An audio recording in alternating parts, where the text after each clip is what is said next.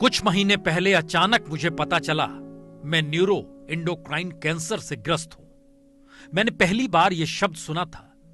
खोजने पर पाया कि मेरे इस बीमारी पर बहुत ज्यादा शोध नहीं हुए हैं, क्योंकि यह एक दुर्लभ शारीरिक अवस्था का नाम है और इस वजह से इसके उपचार की अनिश्चितता ज्यादा है। अभी तक अपने सफर में मैं तेज मंद गति से चलता चला जा रहा था।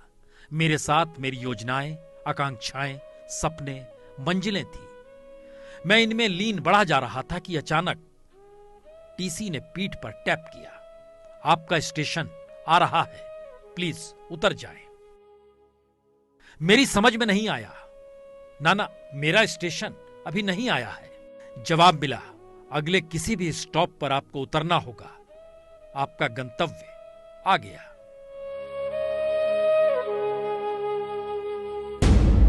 अचानक एहसास होता है कि आप किसी कॉर्क यानी बोतल की किसी ढक्कन की तरह अनजान सागर में अप्रत्याशित लहरों पर बह रहे हैं, लहरों को काबू कर लेने की गलतफहमी लिए हुए। इस हड़बोंग, सहम और डर में सहम कर मैं अपने बेटे से कहता हूं, आज की इस हालत में मैं केवल इतना ही चाहता हूं, मैं इस मानसिक स्थिति की हड़बड़ाहट, डर, बदहवासी की हालात में नहीं जीना चाहता।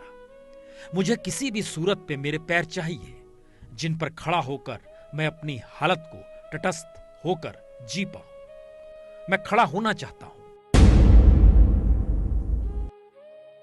ऐसी मेरी मंशा थी, मेरा इरादा था। कुछ हफ्तों बाद मैं एक अस्पताल में भर्ती हो गया।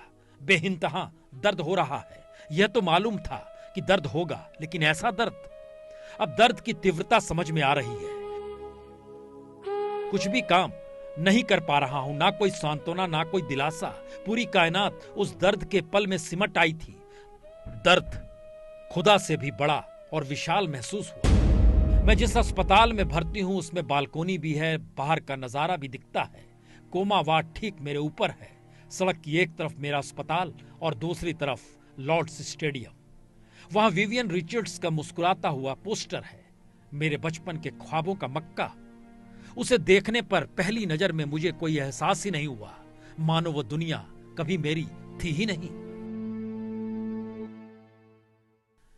मैं दर्द की गिरफ्त में हूं और फिर एक दिन यह एहसास हुआ जैसे मैं किसी ऐसी चीज का हिस्सा नहीं हूं जो निश्चित होने का दावा करे।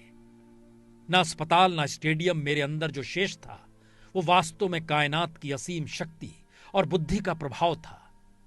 मेरे अस्पताल का वहां होना था, मन ने कहा, केवल अनिश्चितता ही निश्चितता है। इस एहसास ने मुझे समर्पण और भरोसे के लिए तैयार किया।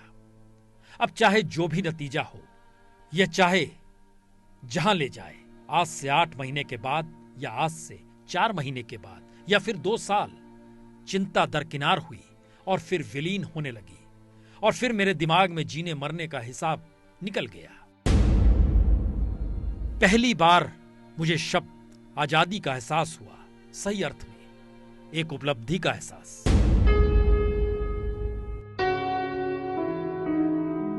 इस कायनात की करनी में मेरा विश्वास ही पूर्ण सत्य बन गया।